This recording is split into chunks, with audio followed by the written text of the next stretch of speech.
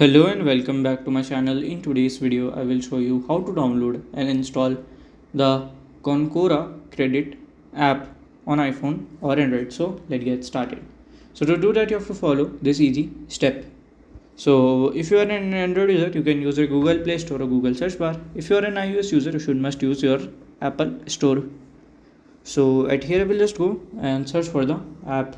So Concora Credit app, as you can see, Concora Credit app. Okay, so I will just search here. Okay, Concora Credit and see. So from here you can just download and install the app and you can use it. So if you have any question you can let me know in my comment section, and if you find this video helpful make sure you like, subscribe and share the video. Thank you for watching.